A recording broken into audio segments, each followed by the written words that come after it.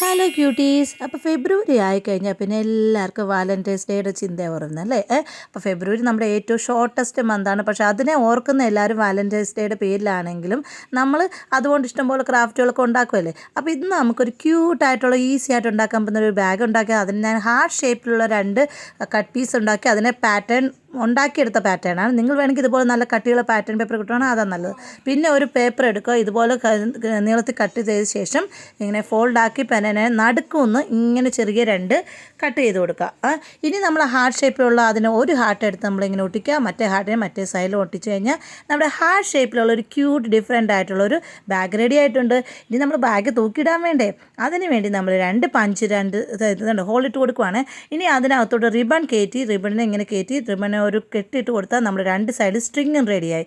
അപ്പോൾ ഇതിനകത്ത് ഇഷ്ടമുള്ള ഗിഫ്റ്റൊക്കെ കൊടുത്ത് നമ്മുടെ കൂട്ടുകാർക്കോ നമ്മുടെ വാലൻറ്റൈൻസിനോ ആർക്ക് വേണമെങ്കിലും കൊടുക്കാം. ഇത് വാലൻറ്റൈൻസ് ഡേക്ക് മാത്രമല്ല ബർത്ത്ഡേക്കും ഒക്കെ യൂസ് ചെയ്യാൻ പറ്റും. അപ്പം നിങ്ങൾ ഇഷ്ടമായെങ്കിൽ ലൈക്ക് ചെയ്യണം, സബ്സ്ക്രൈബ് ചെയ്യണം, ഷെയർ ചെയ്യണം, മറക്കല്ല കേട്ടോ.